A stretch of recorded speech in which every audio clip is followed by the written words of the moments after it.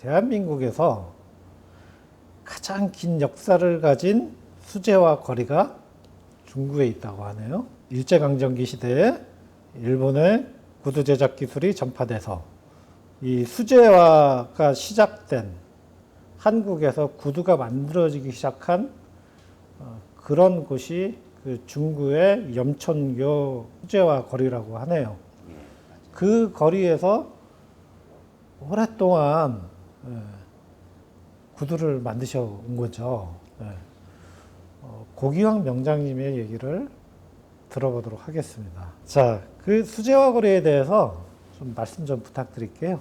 지금 말씀하신 대로 일제 강점기 때 일본으로부터 이제 신발 만드는 기술이 전수화가 돼서 그때서부터 염천교 그 주변에 구두 상가가 형성이 되고 우리나라 최초로 구두가 만들어지기 시작한 곳이에요, 염천교가.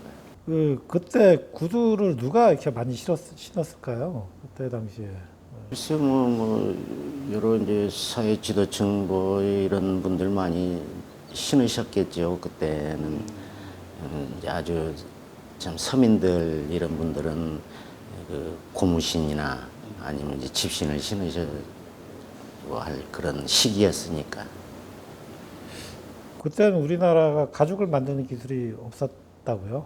그러죠. 이 신발용이나 의상용으로 만들 수 있는 기술은 없었고 이제 빳빳한 뭐 장구 같은 거 이런 가죽 정도는 그냥 만들었는데 신발용이나 의상용은 못 만들었어요. 처음 구두 만들 때 뭐 미군들 워커 그 긴 목을 잘라서 구두도 만들고 그랬다고. 일본 군인들이나 미군들 그 워커 그 목이 여가 이제 높고 하니까 그 쪽 뜯어서 신발을 만들었대요. 명장님께서는 어떻게 구두를 시작하게 되셨나요? 전라북도 장수에서 태어났고요. 어린 시절에 대전에 큰 형님 댁에서 제가 자랐어요. 그 형님 댁에 양화점이 한 업체가 새 들어와서 살고 있었어요. 학교 갔다 오면 매일 거기서 놀고 또 이제 심부름도 해드리고 그러다가 이제 학교 졸업하고 계속 진학할 형편이 안 되고 그래가지고 거기 눌러 앉아서 기술을 배우게 된 겁니다. 그러니까 자연스럽게 뭐 그렇게 어떤 구두에 대해서 알게 되시고 양화점에서 시간을 보내시고 양화점에서 일을 배우시고 취직을 하시게 된 거군요.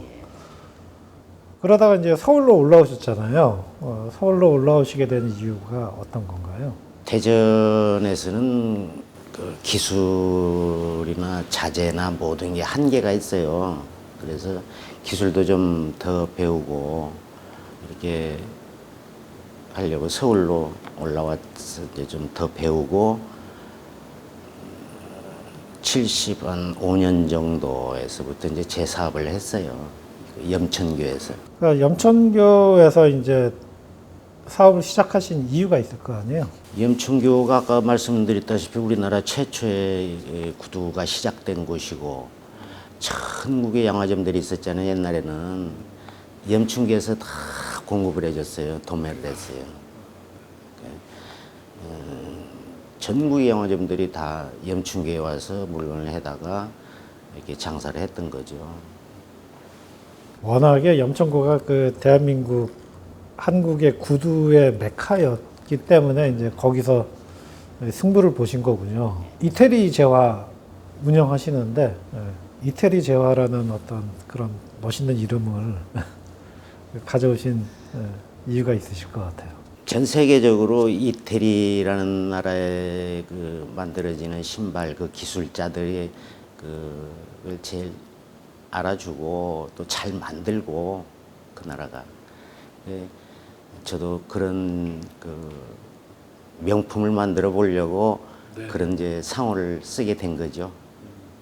명품, 명장이 되셨잖아요. 명장이 될 정도로 한다는 거는 진짜 온 시간과 노력을 들이셔야 했을 텐데 명장은 어떻게 되는 건가요? 기술만 좋아가지고 네. 되는 게 아니고요. 네. 여러 가지 사회적인 일, 또 남다른 그 노하우 여러 가지가 좀 가미가 돼야 돼요. 그럼 한국의 구두 명장은 몇 명쯤 있는 겁니까? 글쎄요, 제가 알기로는 한 4명 정도, 4명, 5명 정도 될 거예요. 대한민국에 4명, 5명밖에 없는 구두 명장 중에 한 분이 제 앞에 계시다는 게 저는 진짜 놀랍습니다.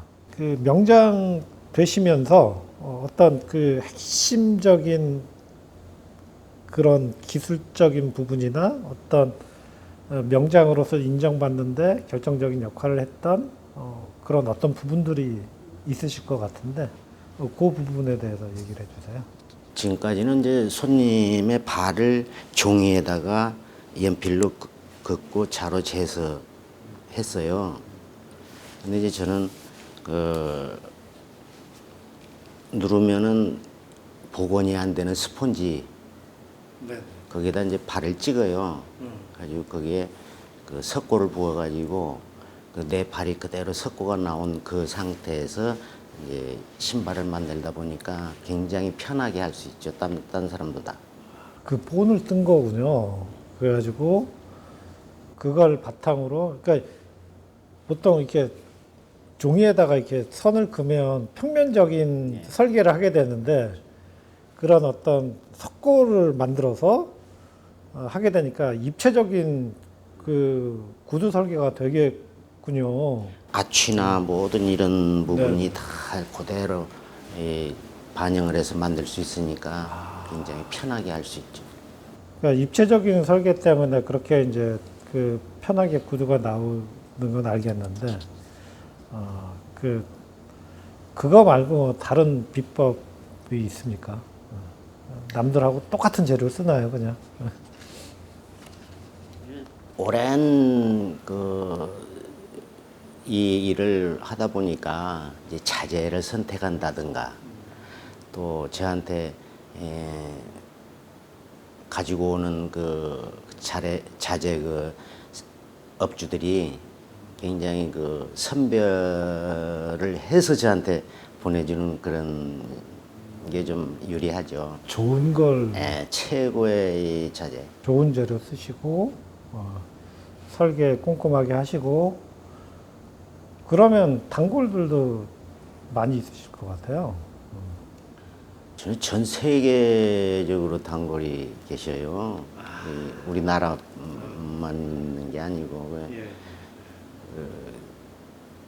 각국에서 그 이민 가신 분들 이런 분들이 많이 오셔요. 그래 지금 요즘에는 코로나 때문에 조금 못 오시는 거예요. 단골들이 계속 찾는 이유는 편안함이겠죠. 그러죠. 예. 근데 이제 멋도 챙겨야 되잖아요. 모양도 최선을 다해서 이게 그 편안한 한도 내에서 편안함을 벗어나서 모양을 내서는 안 되고 제 신조는 편안함 한도 내에서 모양을 최대한 해드리죠. 그 선생님 구두를 신은 사람 중에서 기억에 남는 사람들이 좀 있나요? 많죠. 이제 그 제일 기억에 남는 사람이 15 정도 됐을 때일 거예요. 그 아이가 이제 어려서 교통사고로 다쳤는지 이제 사고로 이 발이 요만큼이 없어요. 그러다 보니까 신발을 신을 때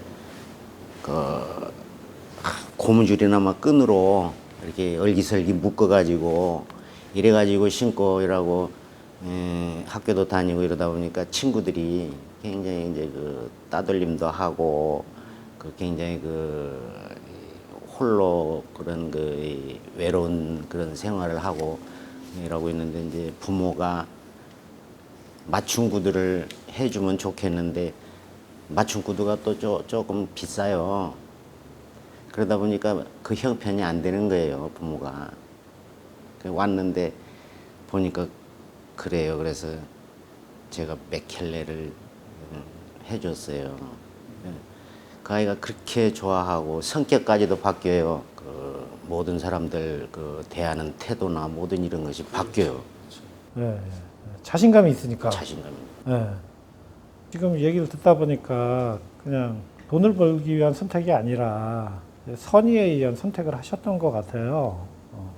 가끔 1년에 한두 분 정도는 그렇게 그런 비슷한 분들이 오셔요. 예, 제가 그냥 해드려야 할 그런 손님이 가끔 오셔요. 그게 구두를 만들어 주시면서 삶도 만들어 주신 거거든요. 구두와 사람들에 대한 생각은 이제 뭔가 되게 연구하는 스타일이신 것 같아요. 예. 구두와 사람에 대한 연구를 어떤 식으로 하십니까? 일하면서 매일 머릿속에 연구를 하면서 일을 해요. 이제 특히 장애가 있다든가 아니면 그 선천적이든 뭐 후천적이든 그런 이제 다 다르잖아요. 장애 그 정도가 사람마다.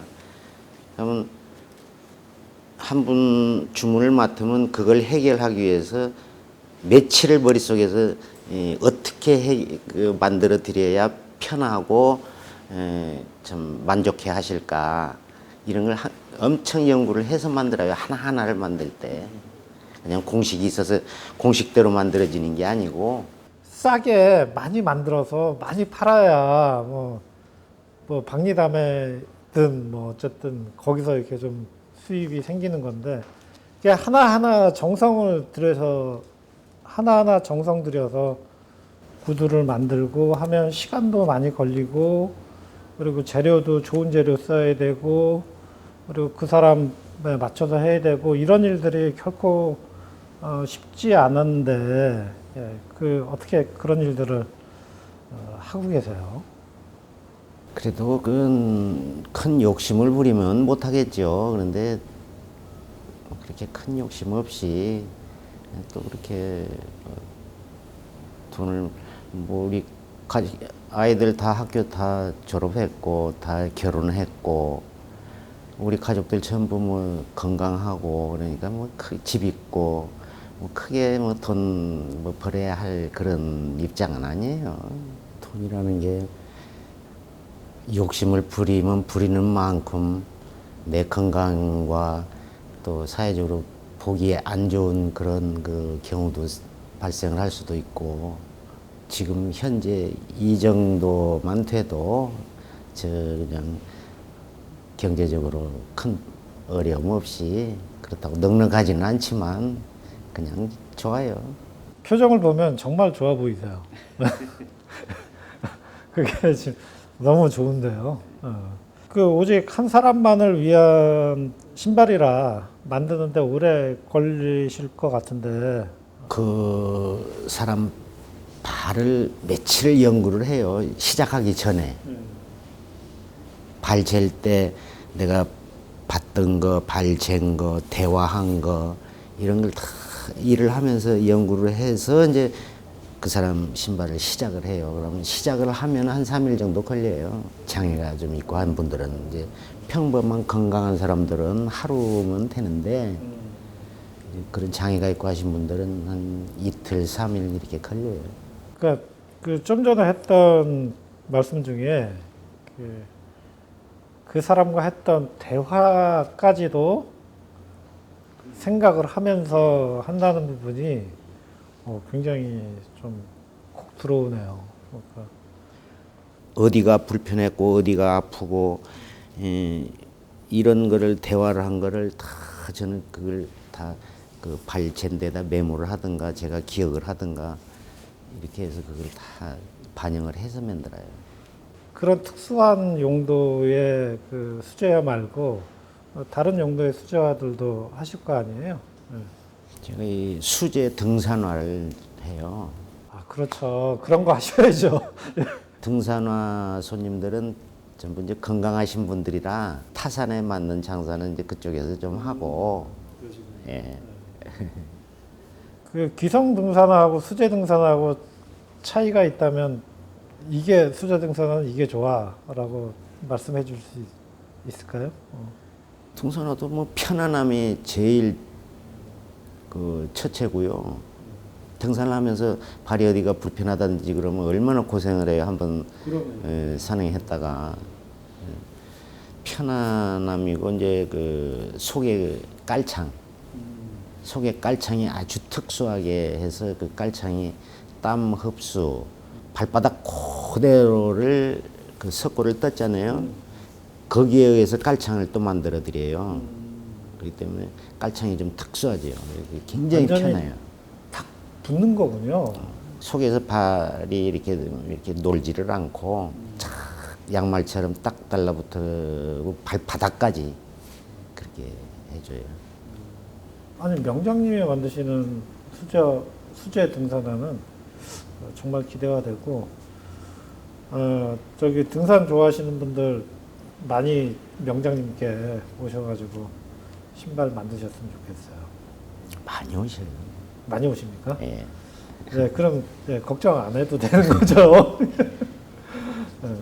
염천교 수제화 거리에 대해서 뭐 고민거리나 뭐 이런 게 있다고 전해 들었어요. 저는 그 특수한 손님과 등산화 이런 걸 하고 있기 때문에 그래도 딴 업체들보다는 좀뭐 그렇게 어려움이 심하지는 않아요. 그런데 다른 업체들은 굉장히 지금 어렵습니다.